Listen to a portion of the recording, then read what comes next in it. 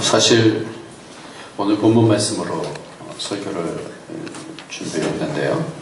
그런데 오늘 본문 말씀은 다음 주에 하기로 하고요. 지난주에 이어서 말씀을 다시 한번 정리를 해야 되겠다 이렇게 생각이 듭니다. 특별히 이 사렙다 가부가 구원을 얻는 이스라엘 백성에게 가지 않고 엘리야 선지자가 사렙다 가부에게 이방이었던 어디라고 했죠? 그 장소가? 시돈이라고 했죠. 시돈이라는 곳이 이방 땅인데 누구의 고향이라고요? 지난번에 다 말씀드렸는데 이세벨의 고향이죠. 목사님 말씀해 주시면 이세벨의 고향이라 그랬어요. 이세벨이 아방의 부인으로서 그 시돈 땅에 있는 우상을 갖고 와서 그래서 이 북이스라엘을 멸망하게 되어지는 그런 그 우상을 심었던 그런 사람이 바로 이세벨입니다. 그래서 이세벨을 통해서 이스라엘이 멸망하게 되는 그런 길을 가게 되는 그 현장에 가서 이 사렙다라고 하는 지역에 가서 그래서 그 여인에게 찾아가서 구원을 베푸는 그런 모습을 우리는 지난주에 봤습니다. 그러니까 이 모습을 보면서 우리가 생각해야 될 것은 뭐냐면 하나님은 사람들이 거들떠보지 아니하는 그 당시에 고아와 가부는 완전히 버려졌다시피 한 그런 인생이다라고 생각하고 아무도 그들에 대해서 관심을 쓰지 아니하는 그 한 여인을 하나님은 기억하고 계셨다는 거예요. 그래서 이스라엘에도 가부가 많은데도 불구하고 그곳으로 보내지 아니하시고 이스라엘 가부가 아닌 이방 땅에 있는 과부에게 하나님이 그 선지자를 보내서 그 한 여인을 구원하시는 특별히 구약시대 때의 이방인을 구원하는 그런 가운데 어떻게 구원을 받는가 하는 부분을 우리가 다시 한번 이 말씀을 통해서 좀 조명해 봐야 되겠다라는 생각이 듭니다. 구원이라는 것을 여러분들은 어떻게 생각하십니까? 우리는 지난주에 사렙다 가부가 사실은 이제 거의 기근 가운데서 먹을 것이 없는데 하나님께서는 엘리야 선지자들을 통하여서 이스라엘을 깨닫게 하기 위해서 기근을 주시죠. 그래서 몇 년 동안 비를 내리지 않겠다 이렇게 말씀하시고 나서는 이 엘리야에게 까마귀를 통해서 떡과 고기를 또 그리고 시냇가로 가서 물을 마시겠는데 그 시내도 다 말라버리게 되어졌을 때에 이 엘리야를 이 사렙다 가부에게 보내서 그가 맨 마지막에 있었던 그 밀가루와 그 기름을 통해서 그것을 내게 달라 그래서 그것을 먹고 그랬더니 하나님께서 비가 내리기까지 계속해서 그 밀가루 그릇과 이 기름 그릇이 계속해서 그 안에서 생겨나는 그런 부분들을 이렇게 봤습니다. 어린이 설교를 하면은 기름과 밀가루가 계속 이어지는 그런 부분에 관심이 많고 또 우리가 그 부분이 표적이 되어지는데 표적이라는 것은 그런데 표적 자체는 사인보드라는 뜻입니다. 표적이라는 것은 사인보드예요. 그러니까 사인보드는 표지판이라는 얘기네. 표적이라는 건 표지판인데 표지판은 표지판 자체가 대상이 아니라 그 표지판이 가리키는 방향으로 가야 되잖아요. 그래서 오병이어의 표적을 했을 때는 그 오병이어를 통해서 왕을 삼자 이게 목표가 아니라 오병이어라는 것은 예수님께서 생명의 떡이다라는 걸 가르쳐 주시기 위한 표지판일 뿐인 거예요. 그러니까 우리에게 무슨 어떤 이적이 일어나든지 이렇게 기름이 떨어지지 아니한 이거는 아주 특별한 그런 은혜잖아요. 근데 그 자체가 목적이 아니라 그것을 통해서 하나님께서 뭔가를 이끌어주는. 그러니까 우리가 구복주의자가 되면 내게 복을 받은 것을 통해서 기쁘다 그러고 할렐루야 그러고 끝나요. 병 치료가 되어지면 하나님 떠나요.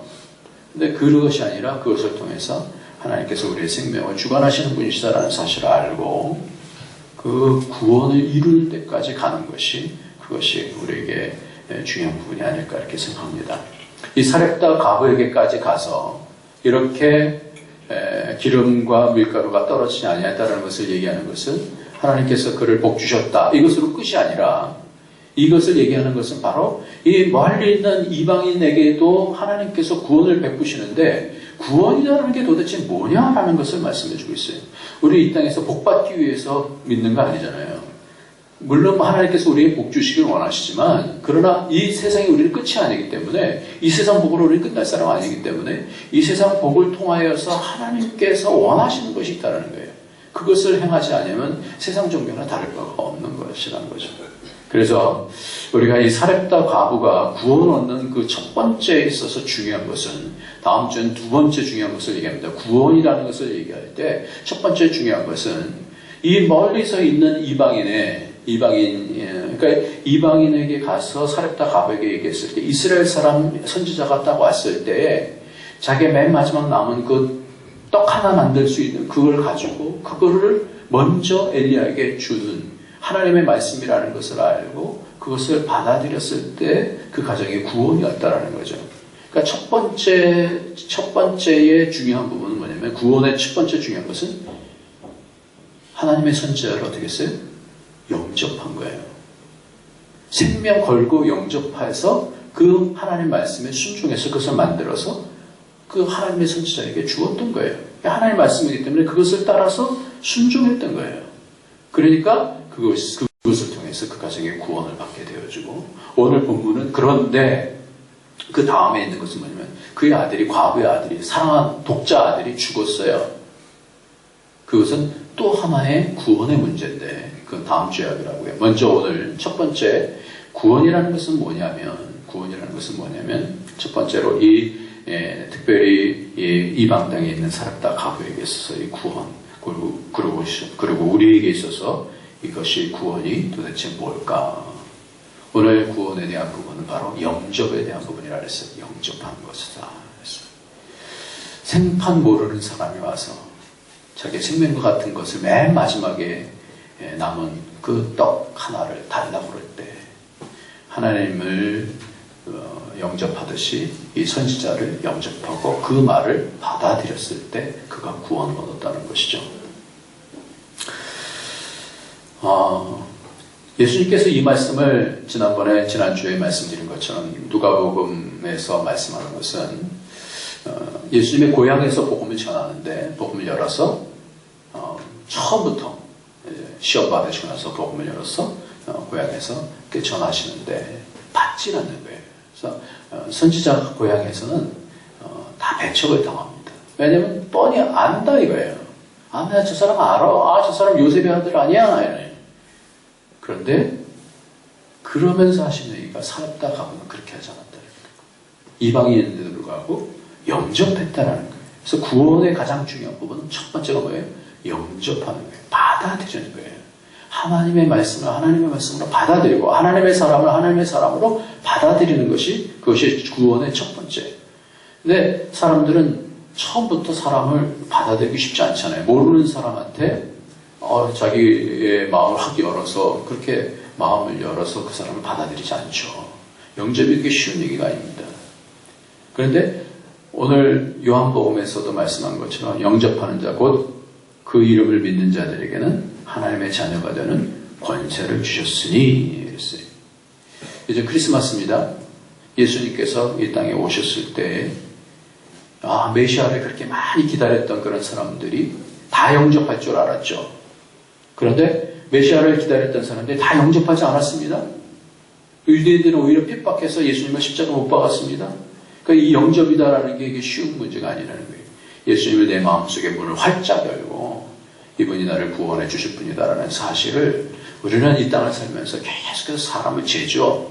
사람 처음 만났을 때부터 이 사람이 내게 유익한 사람인지 아닌지 다 재잖아요. 그리고 어떤 사람은 여기까지만 내가 받아들이고, 어떤 사람은 내 마음을 활짝 열어서 그가 말하는 것을 내가 다 믿는 이런 사람들도 있고 그렇지 않습니까? 그렇듯이 이렇게 영접이라는 문제는 구원하고 상관이 있는 거예요. 영접하는 자, 곧 그 이름을 믿는 자들에게는. 영접이라는 것을 성경에서 뭐라 하냐면 믿음하고 같이 얘기하고 있어요. 그러니까 내가 얼마만큼 예수님을 받아들이느냐, 나를 어떻게 내 생명을 드릴 수 있을, 내 생명의 가치로 내가 예수님을 받아들이느냐, 그게 영접이고 그것이 믿음의 깊이다라는 거예요. 얼마만큼 여러분 믿습니까? 그러니까 내 믿음일 경우가 있는 거고요. 내가 믿고 싶을 때는 믿고 안 믿고 싶을 때는 안 믿는 그런 것은 나로부터 오는 믿음이라고 했어요. 그 믿음은 진정한 믿음으로 아직까지는 아니다 그랬어요. 믿음이라는 것은 하나님께서 증거를 통하여서 우리에게 증거를 주실 때까지 그 믿음이 진짜인지 가짜인지가 잘 자라봐야 한다 그랬어요. 잘 자라다가 파산하는 사람들도 있고요. 잘못된 경우들도 많아요.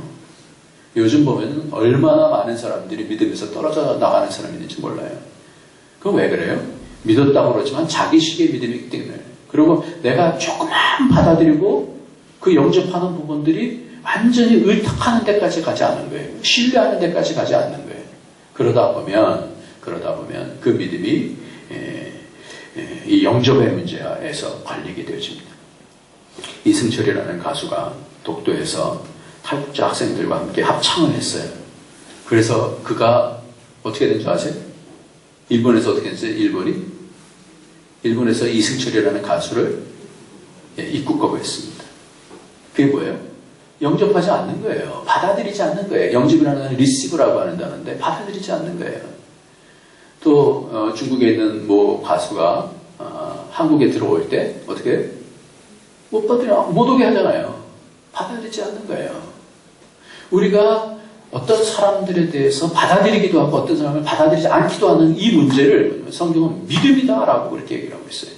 우리가 예수님을 얼마만큼까지 받아들이고 있는가. 예수님의 말씀에 대해서 우리가 얼마만큼 내가 내 모든 곳에서 예수님의 말씀이 나를 다스리고 계시는 걸로 내가 오픈하고 있느냐. 이것을 뭐라냐면 믿음의 깊이다 이렇게 얘기합니다. 내가 예배 드릴 때는 내 마음을 여는 것 같지만 삶의 현장 가운데서 누구와 같이 협상하는 그런 가운데 있어서는 예수님은 아무런 상관이 없다고 한다면 그 영역에 있어서는 예수님을 받아들이지 못한 것이죠. 그러니까 우리의 전 삶의 영역 가운데서 예수님을 받아들여서 그것을 뭐냐면 그 모든 삶의 주인이 되어주시는 것. 그걸 영접이다라고, 그걸 믿음이다 그렇게 얘기를 하는 겁니다. 그러니까 우리가 믿음이다라는 것은 과정이다라고도 말씀을 드리고 그랬습니다만 이 믿음이다라는 것이 그렇게 쉽게 한마디로 나 믿었으니까 됐어 이렇게 말할 수 있는 그런 것이 아니다라는 것을 다시 말씀을 드립니다. 사람을 받아들이지 못할 때 여러분들 왜 못 받아들이는지, 사람을 받아들일 때 왜 받아들이는지 한번 생각을 해봅시다. 어떨 때 잘 안 받아들여지게 되죠? 사람들이? 어떤 사람이 딱 왔어요. 그리고 주일날 말씀을 전할 때도 어떨 때는 받아들여지는데 어떨 때는 안 받아들여질 때가 있잖아요. 왜 그러죠? 왜 그래요? 우리가 여러 경우들을 생각하면 사람들 이렇게 받을 때 부정적인 얘기를 들으면 그 사람을 못 받게 되어져요. 그렇죠? 말에 의해서, 일에 의해서. 그래서 유다서에 보면은 이렇게 얘기했어요. 경건치 않은 자의 경건치 않은 일과 경건치 않은 말이 심판될 것이다 이렇게 얘기합니다. 그러니까 우리의 말이 사람에게 있어서 탁 마음을 다치기도 하고 확 열기도 하고 그래요.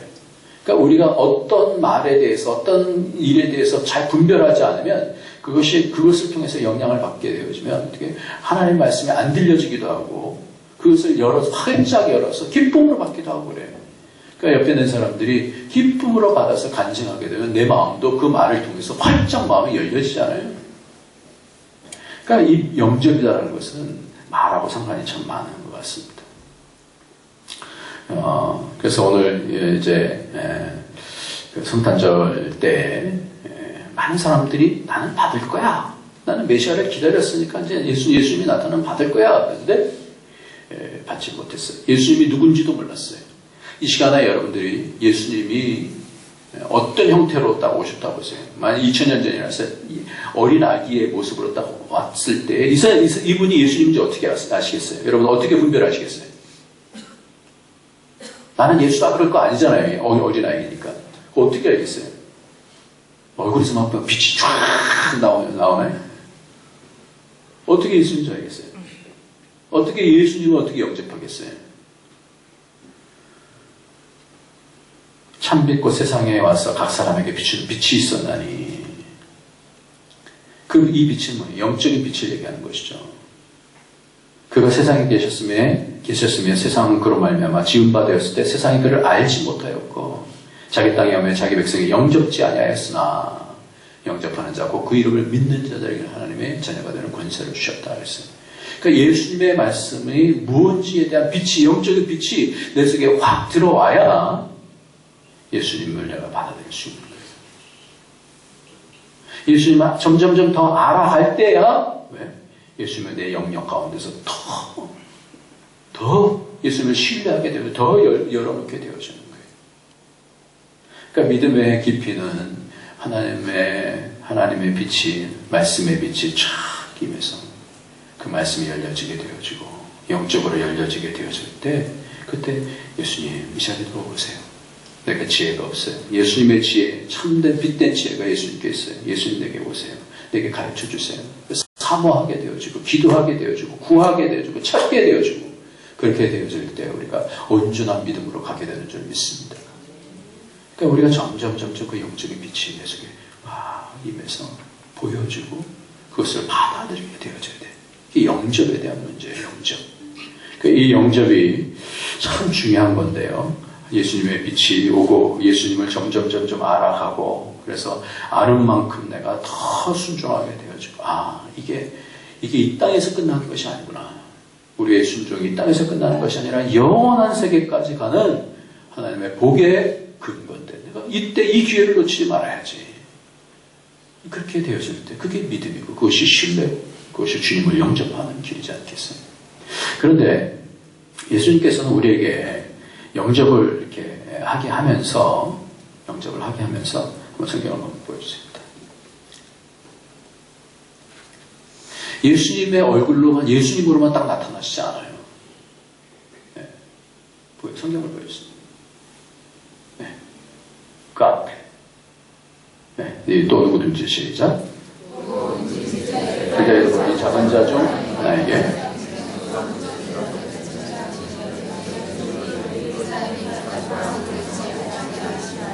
네. 이 얘기는 뭐냐면 소자, 작은 자를 얘기했어요. 예전 성경은 소자를 했어요. 그러니까 가치 없는 자 같은 그런 사람이 있어요. 그런 사람에게 내가 누구의 이름으로? 제자의 이름으로 하는 것은 누구의 제자?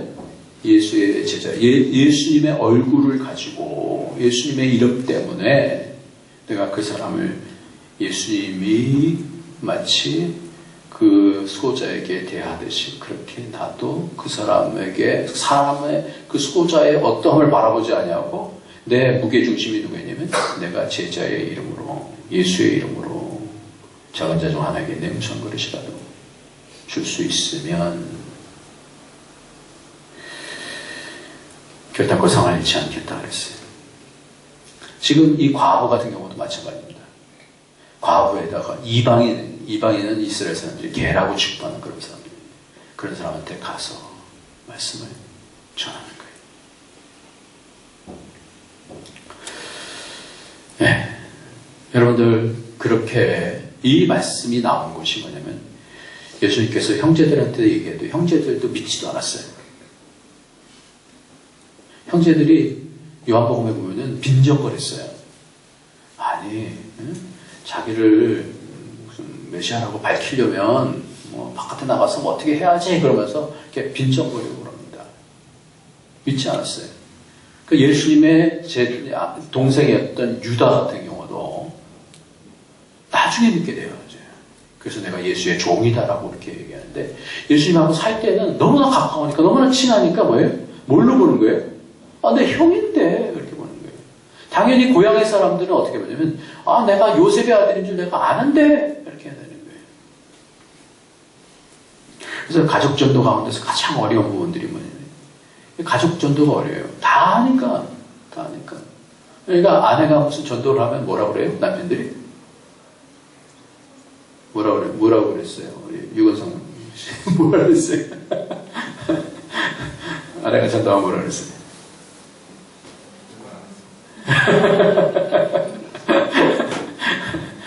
뭐라 그래요? 한번 네가 잘해보면 믿지. 보통 이러지 않겠어요? 네가 믿는 거 잘 보이면 내가 믿지 그러지 않겠어요? 너무나 우리의 모습을 잘 아니까 이게 쉽지 않은 거예요. 이건 네 하는 거 보고 내가 믿겠다. 이러는 경우들이 많죠. 뭐 동생이나 형이나 할 것 없이. 아내가 또 믿으라 그러는, 남편이 믿으라 그러는, 또 다 알죠.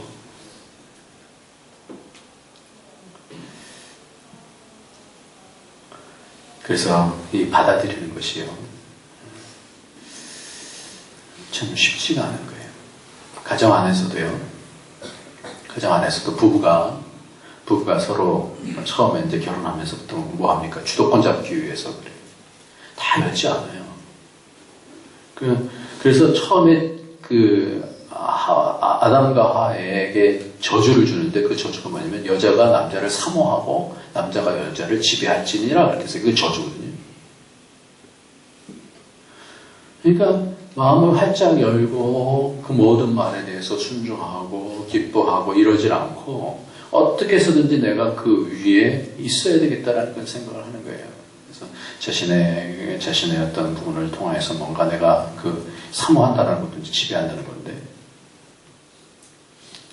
그래서 가정에서도 결국은 그 주도권 때문에 존중하지 않는 그런 가정들이 되어지면, 그럼 그것도 결국 뭐냐면 받아들이는 것이 없는 거예요. 사람을 이렇게 비판하게 되어지고 마음을 열지 않고 감사하지 않냐고, 아까 집사님 그렇게 기도하셨는데, 하나님께 감사하지 않고 하나님을 알되 하나님을 감사치도 영화롭게 하지도 않아요. 마음을 열지 않는 거예요. 영접지 않는 거예요. 그게 뭐냐라는 거예요. 그게. 아는 것 때문에, 또 내가 판단하는 것 때문에 이 사람은 여기까지.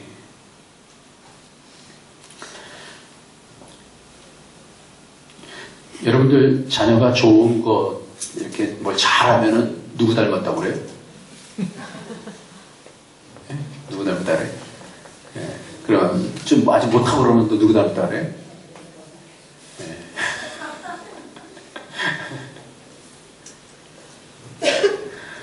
예, 그것을 통하여서 나는 받아들여지기 원하지만 당신은 이렇기 때문에 내가 못 받아들여져 이런 거잖아요. 그래서 가정 안에서 참 받아들인다는 것이 너무 친밀함만 있어서도 안 되는 것 같아요. 요즘은 점점 권위가 사라지는 그런 시대가 되었어요. 그래서 아버지의 권위들이 거의 없어졌어요. 아버지의 권위들이. 그러니까 아버지들이 영적인 그 빛을 통해서 그 권위가 이렇게 받아들였어요. 그 권위가 잘 세워져서 나중에 가면 자녀들이 아버지에 대한 어떤 존중함이 있어서 그 가족이 그런 흘러오는 게 있어야 되거든요. 근데 그런 것들이 다 깨어지고 나면 요즘 포스트 모더니즘에서 자기 느낌만 가지고 하는 거예요. 그러니까 자기가 받아들일 만큼만 딱 받아들이겠다 그런 거예요. 그렇지 않은 것은 선이 아니에요. 하나님께서 주신 사람이 하나님의 권위를 통하여서 받아들여지면 아내도 하나님께서 주신, 남편도 하나님께서 주신, 하나님의 말씀에 그 기준을 가지고 살면 가정이 굉장히 그 자녀에게까지 놀라운 그런 은혜로 흘러가게 되어지는데, 그게 안 되어지면 받아들여지지 않고 자기의 수준 안에서 딱딱 막아버리면, 그러니까 영접하지 못하는 것은 서로 신뢰하지 못한다는 것이 되어지고, 그렇게 신뢰하지 못하는 그런 가정이 되어지면 나중에 가정이 깨어지게 되어집니다. 그래서 서로가 받아들여줘야 되는데 무슨 기준으로 받아들여줘야 되느냐, 그게 중요한 거예요. 이 세상의 기준은 내가 좋으면 받아들이고 내가 싫으면 안 받아들이는 것이, 그것이 내게 유익이 되면 받아들이고 내게 유익이 되면 안 받아들이는 것이 이 세상의 기준이에요. 그런데 하나님 그렇게 말씀하고 있지 않는 것이, 이 사렙다 과부에게 가라 그러면 어떻게 해요? 뭐가 기준이에요? 하나님 말씀이 기준이에요. 그러니까 하나님이 아내를 주셨으면, 하나님의 남편을 주셨으면 어떻게 되는 거예요? 그 권위가 그 사람에게 있지 않고 누구에게 있는 거예요? 하나님께 있는 줄 믿으시기 바랍니다. 자녀를 볼 때도 그런 거예요. 자녀를 볼 때 어떨 때 보면은 이렇게 잘하면 굉장히 기분 좋지만 잘못하면은 저놈 새끼 누구 닮아갖고 이러면서 거부하는 거잖아요. 근데 잘 보면, 잘 생각하면 어떻게 되는 거예요? 내 자식이 아니에요. 누구 자식이에요? 하나님이 보내주는 거라고요. 하나님이. 그러니까 하나님이 보내주시는 그 기준이 뭐냐라는 거예요. 그래서 소자를 볼 때도 이 소자의 어떠한 걸 바라보면서 받아들이는 것이 아니라 하나님이 그에게 무슨 이름으로 영접케 하느냐라는 것은 그 기준이 하나님께 있다는 것이죠.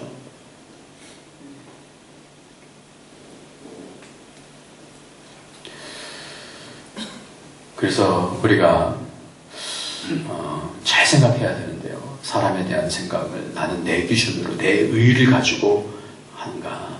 그래서 점점 가정 안에서 내 의가 많이 살아나는가. 아니면 교회 안에서든지 공동체 안에서 내 의를 통하여서 어떤 사람을 받아들이고 어떤 사람을 안 받아들이고 이런 기준으로 하는가. 아니면 하나님의 말씀의 기준으로 사람들을 하나님 받아들이면 누구든지 받아들여야 되니까. 저도 이런 것들을 갈등을 참 많이 해요.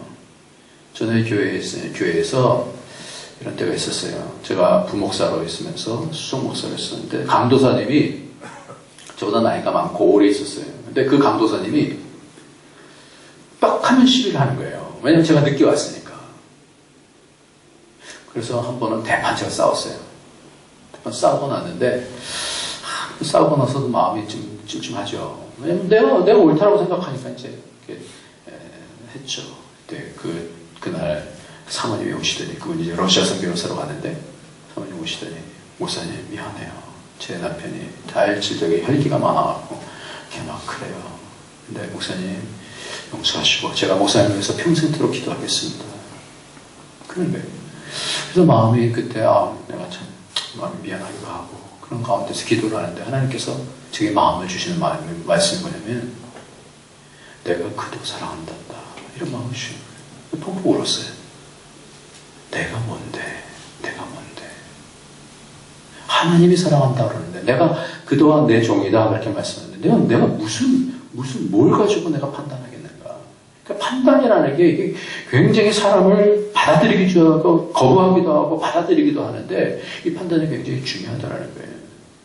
전에 우리 교회에 어떤 집사님이 있어요. 지금 안 계시는 분인데요. 나랑 스타일이 안 맞아. 교회에서 뭐 일하는데도 마음에 안 들어. 좀 답답해. 제가 그분 보면 좀 답답하다 이제 그랬어요. 근데 그분을 위해서 기도할 때가 있었어요. 기도하게 되는 때가 있어요. 기도하는데 하나님께서 뭐라고 제 마음속에 말씀을 주시냐면 그가 교회에 유익한 자다 이렇게 말씀을 주시더라고요. 그리고 제가 딱 무릎을 꿇었어요. 그러니까 기준은 내게 있지 않습니다, 여러분. 모든 일의 기준은 하나님과 하나님의 말씀에 있는 줄 믿으시기 바랍니다. 우리가 나라에 대한 부분들도 그래요. 요즘 저는 참 이 부분을 고민을 많이 하는데 우리 교회가 또 목사로서 지금의 사태 가운데서 박근혜 대통령에 대한 이런 부분들에 대해서 나는 어떤 마음을 가져야 되는가, 어떤 생각을 가지고 판단을 해야 되고 이 일에 동참해야 되는가. 그런데 저도 지금의 이렇게 되어지는 민주사회의 이런 부분들에 대해서 점점 시민의식이 강해지는 부분에 대해서 긍정적이다라고 말을 했잖아요. 근데 목회자로서의 또 한편의 마음은 뭐냐면요. 제가 지금 판단하는 것이 정말 잘하는 판단인가 이거를 다시 한번 하나님 앞에서 좀 살펴봐야 되겠다는 생각이 들어요. 왜냐하면 여러분 어느 글을 보니까 이렇게 돼 있어요. 어떤 선교사님이 1980년 학기 초에 광나루 장로교 신학교에서 공부하고 있었는데 바깥에서 막 왁자지껄 소리가 나는 거예요. 창밖을 내다보니까 소형 자동차에서 어떤 한 여자가 처자가 내렸는데 신학생들이 그 자동차를 둘러싸고 그 처자를 향해서 소동을 벌이면서 고함을 치더라는 거예요. 그 전해에 11.6 대통령 시해 사건이 있었고 그 신학교에 20대 처자가 홀로 신학교를 찾았는데 그 사람이 누군지 아세요? 박근혜 대통령이에요. 27살 때 부모가 다 총탄에 맞아서 죽었을 때 어딜 갔어요? 광나루의 장로교 신학교를 갔다는 거예요. 자기가 그 현장 가운데 있으면서 사람들이 그래서 이 박근혜 지금 현 대통령이 양몸을 다 잃고 나서 자기를 몸을 숨기거나 의탁할 만한 곳을 찾아온 곳이 바로 하필 장로교 신학교였다는 거예요. 그런데 사람들이 학교 오면 계속해서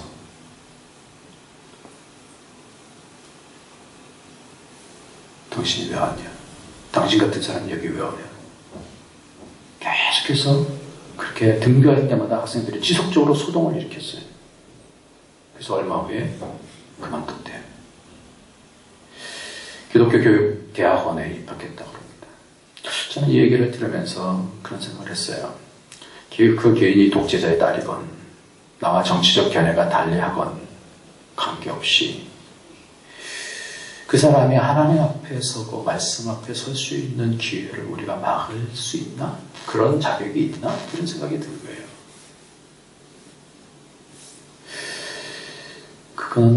그거는 하나님의 말씀 위에 서는 겁니다. 그건 하나님 위에 서는 거예요. 세상 말로 해도 그런 게 있잖아요. 죄인에 대해서 죄는 미워하되 뭐는 미워하지 말라고요? 사람 미워하지 말라고. 우리가 이런 여러 가지 세상을 살면서 의에 대한 것들을 잘 생각하잖아요. 그런데 자칫 잘못하면 어떻게 하냐면 내 의 때문에 한 소자를 어쩌면 나만 장구 같은 나만 장구 그건 상관없어요. 누구든지 간에 내 의 때문에 하나님의 의를 붙잡지 못한다고 한다면 그것 또한 하나님 앞에서 심판을 받기 때문에 오늘 우리는 이런 부분들에 대해서 김철원 교수라는 분이 의 선교사님의 얘기를 듣고 나서 이렇게 쭉 쓴 글을 보면서 저도 마음속에 영접한다는 게 뭘까? 사람을 받아들이는 것, 밀어내는 것, 거부하고 이런 부분들이 뭘까? 이렇게 생각을 해봤어요. 그래서 이것이 멀리 있기도 하고 가까이 있기도 하고 내 옆에 있는 사람이기도 하고 내 아내일 수도 있고 내 남편일 수도 있고 내 아이일 수도 있고 내가 내 의를 통해서 막 소리 지르면서 거부할 수도 있고 아니면 그런 가운데서 하나님을 생각하면서 내가 받아들일 수도 있고 하는 것이 바로 우리의 뭐라고요? 신앙이다라는 거예요. 그게 믿음이다라는 거예요. 영접이라는 것은 하나님을 영접하는 건데 그것이 내가 생각이 옳으면 영접하고 내가 생각이 옳지 않으면 영접하지 않는 것이 아니라 예수 그리스도가 우리의 주라는 사실, 주인이라는 것은 뭐예요? 모든 것의 주인이라는 사실을 영접하는 것. 그게 뭐예요?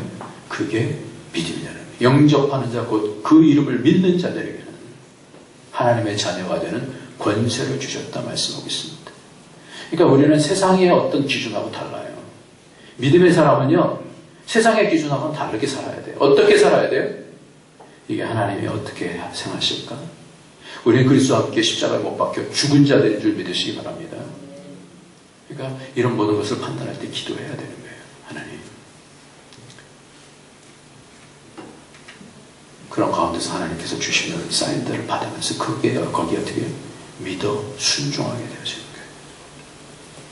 거예요. 이 사렙다 가오는 말리서 온 이스라엘 자기단이 일식이 없는 그 선 앞에 자기 생명을 걸고 어떻게 순종하는 거예요.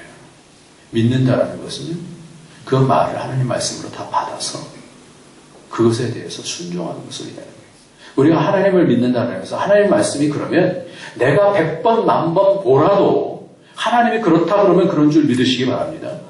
하나님 말씀이 그렇다면 그런 거예요. 그게 복받는 사람이에요. 한번 그 다음 성경 한번 보세요. 너희를 시작. 너희를 영접하는 나를 영접하는 것이고 나를 영접하는 나를 보내신 이를 영접하는 것이고 선지자 이름으로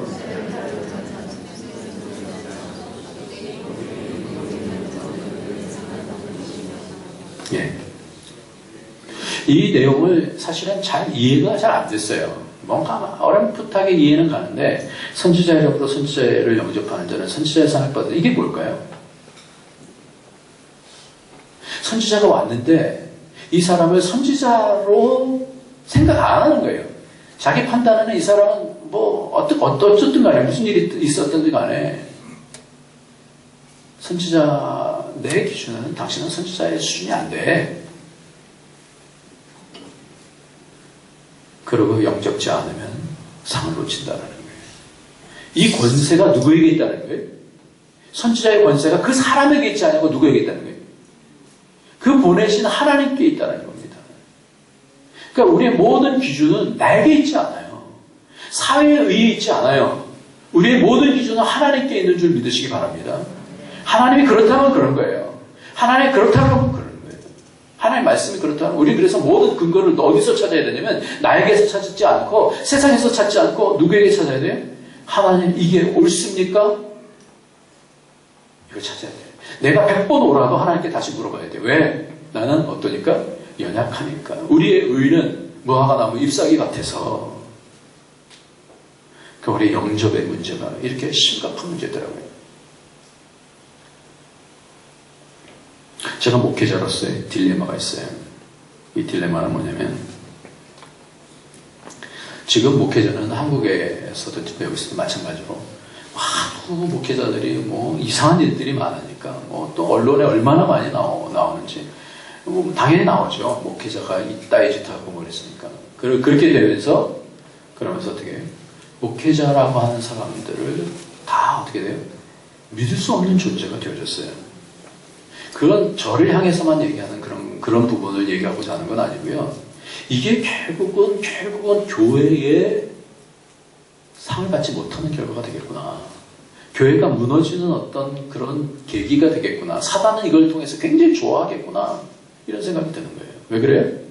하나님께서 세우신 종들이 하나님의 이름으로 받아들여지지 아니할 때는 그 권위가 어떻게 땅바닥으로 떨어질 수밖에 없는 거예요. 그럼 교회는요. 인간적인 자기 의로 내가 옳다, 내가 옳다 이렇게 되죠. 그럼 사사기와 같아요. 사사기는 뭐냐면 자기의 소견대로 살던 때가 바로 사사기입니다. 그러니까 사사기의 맨 마지막에 엘리 제사장은 뭐예요? 말씀이 희귀했다 했어요. 말씀이 희귀했다. 이 얘기는 뭐냐면 말씀이 왜 없었겠어요? 말씀이 다 있죠. 말씀이 희귀했다는 것은 이상도 보이지 않고 말씀이 희귀했다는 것은 하나님의 그 빛이 말씀의 빛이 비춰지지 않았다는 걸 얘기하는 거예요. 교회의 위기는 바로 그런 위기인 것 같아요. 영접지 않는 것. 그 사람을 바라보면서 저 사람 저러니까 하나님의 말씀을 받지 않고 사람의 어떠함 때문에 다 막히는 거예요. 거기다 뭐 부정적인 소리가 좀 들려지면 어떻게 해요? 다 막는 거예요. 그럼 누구 손해인 거예요? 누구 손해? 교회 손해고 우리의 자녀들까지 손해가 되어져요. 우리가 그걸 잘 생각해야 돼요. 영적으로 우리의 자녀들이 하나님의 말씀을 받지 못하는 상황까지 되어지면 그게 가장 큰 불행이에요. 그러니까 저는 그런 딜레마에 있어요. 이해가 가요. 저도 어떤 그런 목사들 이렇게 보면서 그 사람 말하는 것이 내가 들려지겠어? 이런 생각이 들죠. 그러나 그때도 다시 한번 내가 내 인생의 헤게모니를 갖고 있지 않다. 교회의 헤게모니는 사람에게 있지 않고 하나님께 있음을 믿는 겁니다. 그 주도권을 잡는 것. 하나님께서. 미국에 갔더니 미국에서 목회하는 분들 이렇게 보니까 사람이 주도권을 갖고 가는 그런 경우들을 많이 봐요. 근데 그런 교회들은 2년 내에 몇 개월 내에 다 무너지더라는 거예요.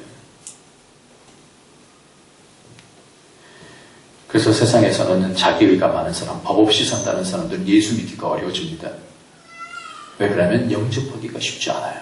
내 의가 있기 때문에 하나님의 옳다는 이 싸움인 것 같아요. 헤게모니의 싸움이에요. 내가 하나님 앞에 무릎을 탁 꿇을 수 있는지 생명이 걸려있는데 이 살았다 가보를 찾은 이유가 뭘까요? 생명 걸려있는데 그 말씀 앞에 순종하면서 그 떡을 만들어서 준 거예요. 하나님의 떡이 없어서 그랬겠어요? 엘리야를 다른 방법으로 이렇게 먹이시겠어요? 그를 축복하기 위해서 그런 거예요. 그 살다 가고 속에 있는 어떤 하나님의 신앙을 받겠죠. 하나님 그에게 보내신 것 같아요. 그 다음 문제가 뭐냐면 믿음이라는 게 뭐냐라는 게 바로 영접이라는 문제라고 합니다.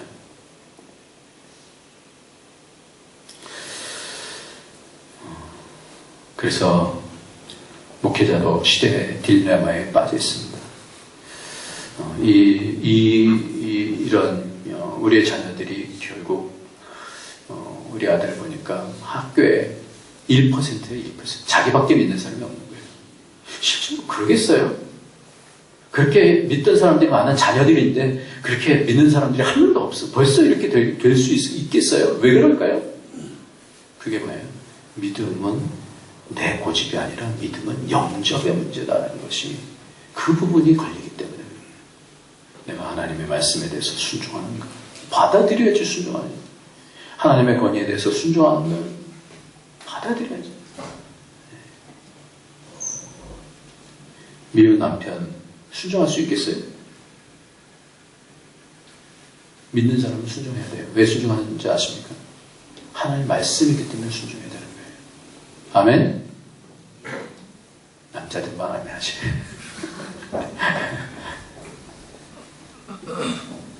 우리가 자녀들도 다른 사람들도 그게 깨져야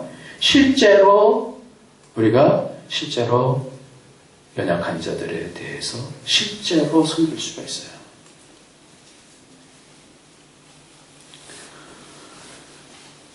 한번 성경 말씀을 보여주시기 바랍니다. 예수님이 이 부분에 대해서 아주 예민하셨어요. 같이 하루는 시작. 하루는 예수께서 성전에서 백성을 가르치시며 복음을 전하셨어요. 대제사장들 가서 연들의 장로들 함께 가까이 와서 말하여 이르되 당신이 무슨 권위로 이르느라 하는지 이 권위를 준 이가 누구인지 우리에게 말하라. 대답하여 이르시되 나도 한 말을 너에게 물으니 내게 말하라. 요한의 세례가 하늘로부터냐 사람에게로부터냐. 그들이 서로 일어나여 이르되 만약 하늘로부터라 하면 어찌하여 그를 믿지 아니하느냐 할 것이오. 만약 사람으로부터라 하면 백성이 요한을 선지자로 인정하니 그들이 다 우리를 돌로 칠 것이라 하고 대답하되 어디로부터인지 알지 못하노라 하니 예수께서 이르시되 나도 무슨 권위로 이르느라 하는지 너에게 이르지 아니하리라 하시니라 했어요. 예수님께서 말씀하실 때 항상 중요하게 생각하신 것은 이 권위가 지금 내가 말하는 권위는 하나님께로부터 오지 않았으면 말하지 않겠다 이렇게 말씀해요.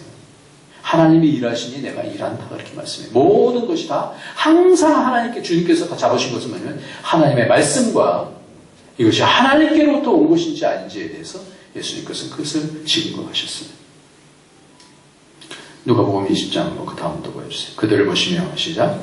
그들을 보시며 이르시되 그러면 기록된 바 건축자들의 버린 돌이 모퉁이의 버린 돌이 되었느니라 함이 어찌미냐. 무릇 이 돌 위에 떨어진 자는 깨어지겠고 이 돌이 사람 위에 떨어지면 그를 가루로 만들어 흩으리라 하시니라. 서기관들과 바리새인들이 대사인데 제수의 이 비유는 자기를 가리켜 말씀하신 줄 알고 즉시 잡고자 돼 백성은 두려워하더라.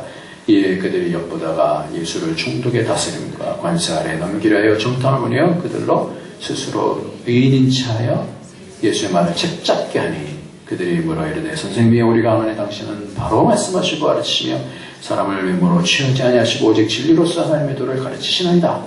우리가 가이사에게 세를 바치는 것이 옳으니까 옳지 아니하니까.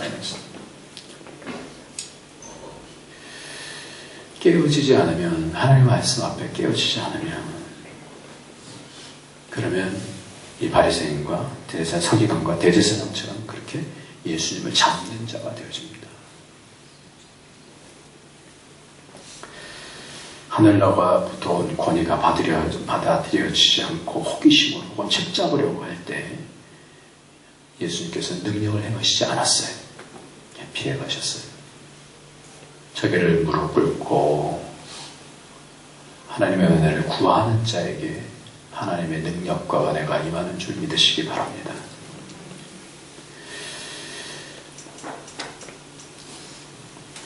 결국 우리에게 공동체가 참 좋은 공동체를 좀 만들고 싶은 게 꿈이에요.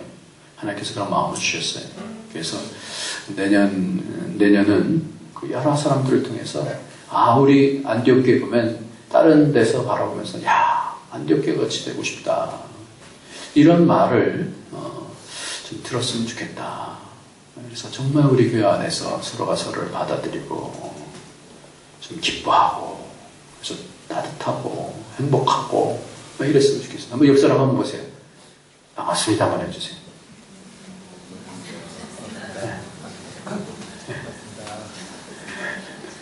네, 마음을 열었어요? 안 열었어요? 옆에 사람이.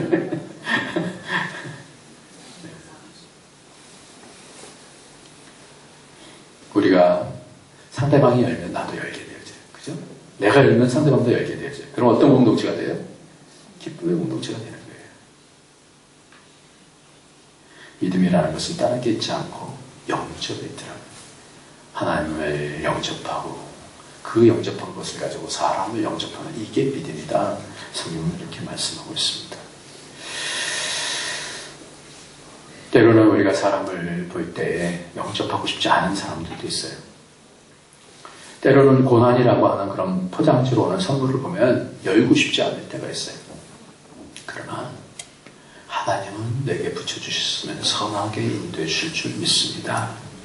그거를 붙잡고 우리는 마음을 열고 하나님의 고난이라고 하는 선물을 열어보는 거예요. 이게 또한 선악과예요. 하나님께서 내 인생에 주셨다는 것을 믿으면 어떤 일이 발생한다 할지라도 그것에 대해서 하나님께서 책임져 주실 줄 믿는 것입니다. 그 영적이라는 것은 믿음이에요. 믿음. 신뢰하는 거예요. 그래서 어떨 때는 우리의 믿음이 연약하면은 좋은 거 줄 때는 할렐루야 그러지만 조금 어려움 주면은 하나님이 어디 계셔? 이렇게 된다. 이게 믿음에 대한 단계예요. 자기 중심적인 믿음. 근데 믿음이라는 것은 뭐냐면 언제든지 하나님 주신 것은 다 선이 되는 줄 믿습니다. 이게 참 믿음이 되는 거예요. 아담은 저주를 받았어요. 선악과를 먹고 아내가 준 것을 먹고 저주를 받았어요. 그러나 나중에 정신을 차려봤어요. 정신을 차려보니까 하나님께서 약속을 주시는 거예요. 복음을 주시는 거예요. 뱀의 머리가 여자의 후손을 통해서 밟혀질 것이고 뱀이 여자의 후손의 발꿈치를 물 것이다. 이렇게. 여인의 후손. 그때 여인이 누구밖에 없어요? 아내밖에 없으니까 그 아내 이름을 그때 믿음으로 고백합니다. 당신을 통해서 생명이 열릴 거야. 그래서 하와라고 이름을 바꿔줘요. 저주 가운데서도 하나님의 일하심을 보고 그때 고백을 하니까 하나님께서 그에게 가죽 옷을 입혀주십니다. 이게 구원이에요. 오늘 구원이라는 것은 내가 내 의를 꺾고 하나님의 의 앞에서 하나님이 주신 것이라는 것을 다 받아들였습니다. 하나님께서 나에게 간섭하시면 다 복이 될 줄 믿습니다. 다 은혜가 될 줄 믿습니다. 어떤 어려움들도 하나님께서 그 모든 것을 통해서 나를 연단하시고 복되게 인도해 주실 줄 믿습니다. 이런 믿음을 가지고 오늘도 내일도 승리하는 저와 여러분이 되시길 예수님의 이름으로 축원합니다. 다음 주 말씀을 제가 힌트만 드릴게요. 다음 주 말씀은 그 아들이 죽어요. 믿었어요. 근데 굉장히 큰 어려움이 생겼어요. 이것을 어떻게 극복하시는 것인가. 이게 믿음의 두 번째입니다. 기도하겠습니다. 믿음의 첫 번째는 하나님을 얼마만큼 내가 영접할 수 있는가 라는 거예요. 내가 이해할 수